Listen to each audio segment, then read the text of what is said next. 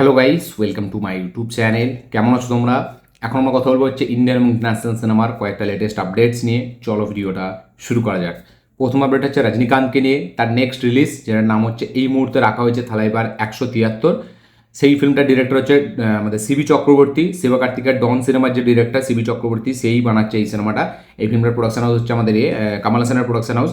তো এই ফিল্মটার প্রথম ডিরেক্টর ছিল সুন্দর সি, বাট সেই সিনেমাটা থেকে বেরিয়ে যায় এবং তারপরে ডন আমাদের সিবি চক্রবর্তীকে এই সিনেমাটাকে অনবোর্ড আনা হয়।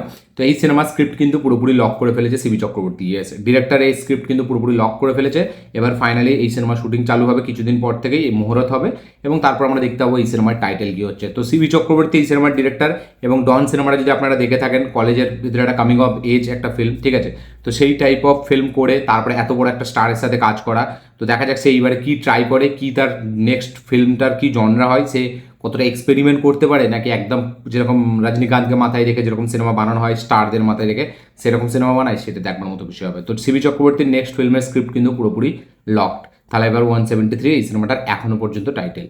নেক্সট আপডেট হচ্ছে আমাদের একে নিয়ে, আমাদের পাওয়ান কল্যাণের নেক্সট রিলিজ, যেটার নাম হচ্ছে উস্তাদ ভগৎ সিং, ডিরেক্টেড বাই হরিশ শঙ্কর। এই ফিল্মে রাশি খান্না এবং শ্রীলীলাকে আমরা দেখতে পেতে চলেছি। এই ফিল্মটার ইনিশিয়াল রিলিজ ডেট ছিল 25শে March. Yes, sorry, initial official দুটোই 25শে মার্চ ছিল, বাট যেহেতু টক্সিক পোস্টপন হয়ে গেছে, যার কারণে কিন্তু এই সিনেমাটাকে আরও প্রিপন করা হয়েছে এবং এই সিনেমাটা কিন্তু এখন 19শে মার্চ রিলিজ হতে চলেছে। ইয়েস, 19শে মার্চ এখন রিলিজ হবে হচ্ছে পাওয়ান কল্যাণের উস্তাদ ভগৎ সিং।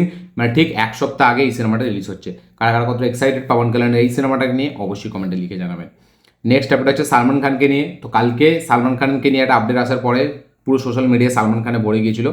সেটা হচ্ছে যে সালমান খানকে নাকি আমরা এবার সুপার হিরো চরিত্রে দেখতে পেতে চলেছি। ইয়েস, রাজেন ডিকে তারা সালমান খানের সাথে কাজ করবে। এই আপডেটটা আমি বহু আগে দিয়েছিলাম। সেটা নিয়ে মাঝের মধ্যে আমি 2বার না 3বার এই আপডেটটা শেয়ার করেছি যে এই ফিল্মটাকে মেবি মাইথি মুভি মেকার্স তারা প্রডিউস করতে পারে এবং রাজেন ডিকে এটার ডিরেকশনে থাকবে এবং এই সিনেমাটা এটা হতে চলেছে সালমান খানকে নিয়ে। বাট তখন কী সিনেমা হবে সেটা জানা যায়নি। বাট এখন যেটা লেটেস্ট আপডেট, যে একটা সুপার হিরো চরিত্র প্লে করবে সালমান খান এই রাজেন ডিকের এই সিনেমাটা। ইয়েস, একটা সুপার হিরো যে কিনা একটা সময় পৃথিবীকে বাঁচাতো, মানুষের সাহায্য করতো, বাট একটা টাইমের পর সে আর এইসব কিছু করে না। এবার সে শান্তিতে নিজের জীবনযাপন করছে, বাট পরিস্থিতি এমন কিছু মানে করছে যে তাকে আবার কিন্তু সেই সুপার হিরো এতে ফিরতে হচ্ছে। ইয়েস, সে আবার তাকে পৃথিবীর সামনে সে সুপার হিরো হয়েই ফিরতে হচ্ছে। কারণ মানে পৃথিবীর হয়তো মানে পৃথিবীটা এখন ক্ষতির দিকে আছে, বা যেরকম হয় আমরা টিপিক্যাল দেখি যে দুনিয়া খতম হোনে কো হয়ে, ঠিক है अब সুপার হিরো को आना पड़ेगा। তো এইরকম টাইপ অফ একটা অ্যাপ্রোচ সালমান খানকে নিয়ে ফ্যামিলি ম্যানের ক্রিয়েটার আমাদের এই রাজান ডিকে তারা বানাতে চাইছে। তো দেখা যাক এই সিনেমাটা কী হয়। এই সিনেমাটা শুটিং নাকি নভেম্বর থেকে শুরু হওয়ার প্ল্যানিং চলছে এই মুহূর্তে। যে সব কিছু যদি ঠিক থাকে তাহলে নভেম্বর থেকে এই সিনেমা শুটিং চালু হয়ে যাবে। এবার ভাইজান আছে, এবার দেখা যাক ভাইজান কতটা নিজের এফার্ট দেয় এবং সালমান খানকে তো সত্যি বলছে আমার ভরসা নেই। রাজান ডিকে কেন, এস এস রাজমৌলির সাথে কাজ করলেও আমার তো মানে তার উপরে ভরসা নেই যে সে নিজের মানে কি বলবো, নিজের যে একটা মানে ক্ষমতা, একটার ক্ষমতা, সেটাকে সে কখনোই আমার মনে হয় না সে মানে ডিরেক্টরের সামনে আনবে, ঠিক আছে? কারণ সালমান খান ওই নিজের ওই অড়াতেই চলবে। আপনাদের কি মনে হয় রাজান ডিকে সালমান খানের সাথে তাদের কাজ করাটা কি দরকার না দরকার না, উচিত কি উচিত না? এবং সালমান খান যদি নিজের এফোর্ট দেয় তাহলে কি এই ফিল্মটা বক্স অফিসে মানে ব্লকবাস্টার হতে পারবে, সেটা অবশ্যই কমেন্টে লিখে জানাবে। নেক্সট আপডেট হচ্ছে দ্য বয়েজকে নিয়ে, হলিউডের much awaited anticipated web series, যেটার নাম হচ্ছে বয়েজ। তো বয়েজের নতুন সিরিজের রিলিজ ডেট হচ্ছে এপ্রিলের 8 তারিখ। ইয়েস, এপ্রিলের 8 তারিখ এই সিরিজটা আমরা অ্যামাজন প্রাইমে দেখতে পেতে চলেছি। দ্য বয়েজ নতুন সিরিজের রিলিজ ডেট হচ্ছে এপ্রিলের 8। এই সিনেমার ট্রেলার অলরেডি বেরিয়ে গেছে। নেক্সট আপডেট হচ্ছে প্রদীপ রাঙ্গানাথনকে নিয়ে, সাউথের অ্যাক্টর প্রদীপ রাঙ্গানাথন, যে কিনা তার 3টে সিনেমা 3টেই ব্লকবাস্টার, একটা ডিরেকশন হিসাবেও তার ব্লকবাস্টার এবং 3টেতে অ্যাক্টর হিসাবেও ব্লকবাস্টার, এবং প্রত্যেকটা সিনেমা তার 100 কোটি পার এখনও পর্যন্ত। তার নেক্সট এই কিছুদিন আগেই যে সিনেমাটা ডুড, যে 2025-এ রিলিজ হয়েছিল, সেই সিনেমাটার প্রোডাকশন হাউস ছিল আমাদের মাইথি মুভি মেকার্স। তারা কিন্তু আবার একবার কাজ করতে চলেছে প্রদীপের সাথে। ইয়েস, মাইথি মুভি মেকার্স তারা ওই ফিল্মটা করে খুব সফল হয়েছিল, তাদের বক্স অফিসেও ভালো কালেকশন এনে দিয়েছিল প্রদীপ রাঙ্গানাথন। তো সেই ফিল্মটার জন্য প্রদীপ রাঙ্গানাথন 13 কোটি টাকা পারিশ্রমিক নিয়েছিল, ঠিক আছে, এই ডুড সিনেমাটার জন্য। বাট এখন মাইথি মুভি মেকার্স তাকে যে নিয়ে সিনেমাটা বানাবে সেইটার জন্য নাকি প্রদীপ রাঙ্গানাথন 50 কোটি টাকা চার্জ করছে। ইয়েস, 50 কোটি টাকা নিতে চলেছে প্রদীপ রাঙ্গানাথন তার নেক্সট ফিল্ম, যেটা তার মাইথি মুভি মেকার্সের সাথে হতে চলেছে। 13 কোটি থেকে ডাইরেক্ট 50 কোটি। মানে যেহেতু প্রদীপের মার্কেট এখন খুব গরম এবং প্রদীপ যেই সিনেমায় থাকছে সেই সিনেমাটায় বক্স অফিস এবং ক্রিটিক্যালি দুদিক থেকেই অ্যাক্লেমড একটা সিনেমা হচ্ছে। এবার দেখা যাক, ডিউড সিনেমাটার বাজেট ছিল 26 কোটি টাকা, যেখানে 13 কোটি টাকা শুধু হিরো নিয়েছিল। এবার এই সিনেমাটার তাহলে বাজেট কত হয়, কারণ 50 কোটি টাকা যদি হিরোই নেয় তাহলে নিশ্চয়ই একটা বিগ বাজেট সিনেমা হতে চলেছে। এবার দেখা যাক প্রদীপ তার যে স্ক্রিপ্ট সিলেকশন, তার যে ওয়ে অফ মানে কী বলবো স্টোরি টেলিংয়ের যে সে মানে যেভাবে স্ক্রিপ্টগুলোকে লক করেছে, তো দেখা যাক নেক্সট সিনেমাটা কী হয়। মাইথিলি মুভিমেকারের সাথে সে আবার একবার 100 কোটি টাকা দেয় নাকি। নেক্সট আপডেট হচ্ছে ঋত্বিক রোশনকে নিয়ে। তো আমাদের সাউথের একটা ডিরেক্টর যে কিছুদিন আগে ডাকু মহারাজ, চিরঞ্জীবীর সাথে ওয়াল্টার ভিরাইয়া, এনটিআরের সাথে জয় লাভা কুশা, তো এইসব সিনেমার যে ডিরেক্টর ববি কোলি, সে কিন্তু কাজ করতে চলেছে ঋত্বিক রোশনের সাথে। ইয়েস, আমি আগের আপডেট ভিডিওতেই আপডেট দিয়েছিলাম যে ঋত্বিক রোশন কিন্তু সাউথের একটা ডিরেক্টরের সাথে তার কথাবার্তা চলছে, যেটা শীঘ্রই কিন্তু অফিসিয়াল অ্যানাউন্সমেন্ট আসতে চলেছে। এখন কিন্তু সেই ডিরেক্টরের নাম উঠে এসছে ববি কোলি। ইয়েস, ডাকু মহারাজ রিসেন্টলি নন্দমুরি বালাকৃষ্ণার ফিল্ম, সেই সিনেমার ডিরেক্টর। বা আমি যদি বলি এখানে আমাদের ওই রবি তেজের পাওয়ার, বা এই এনটিআরের জাইলা বা কুশা, বা এই চিরঞ্জীবীর ওয়াল্টার বিরায়া, এইসব সিনেমার যে ডিরেক্টর ববি কোলি, সে কিন্তু কাজ করতে চলেছে নেক্সট ঋত্বিক রোশনের সাথে। এই আপডেটটা এখন চারিদিক থেকে উঠে আসছে। আপনাদের কি মনে হয় ঋত্বিক রোশনের ববি কোলির সাথে কাজ করা কি দরকার, না দরকার না, নাকি ঋত্বিক রোশন তার বলিউডেই কোনো কাজ করা দরকার নতুন, নাকি আপনাদের কি মতামত অবশ্যই কমেন্টে লিখে জানাবেন। তো ববি কোলির সাথে বেবি কাজ করতে চলেছে ঋত্বিক রোশন, এবং এই আপডেটটা কিন্তু চারিদিক থেকে উঠে এসছে। দেখা যাক সত্যি এটা হয় নাকি। আমি তো বলবো না হয় বেটার, কারণ ববি কোলি যতই সে ভালো হোক সাউথের, বাট তার ফিল্ম কিন্তু খুব একটা হেভি আমার লাগে না, সত্যি বলছি। ডাকু মহারাজ আমার খুব আহামরি কিছু লাগেনি, ওয়াল্টার বিরায় তো ছেড়েই দিলাম। তো তার সিনেমায় টিভিতেই দেখতে ভালো লাগে, যে খেতে খেতে আপনি যখন করছেন, ভাত খাচ্ছেন, তখন একবার দেখে নিলাম, ঠিক আছে। তো ঋত্বিক রোশন যদি সাউথের কোনো ডিরেক্টরের সাথে কাজই করে, আমি তো বলবো সে যেন মানে কিছুদিন দাঁড়িয়ে যায়, ঠিক আছে, যেন একটা ভালো কোনো ডিরেক্টরের সাথে কাজ করে। সাউথের অনেক ডিরেক্টর আছে, ত্রিবিক্রম অনেকজন আছে।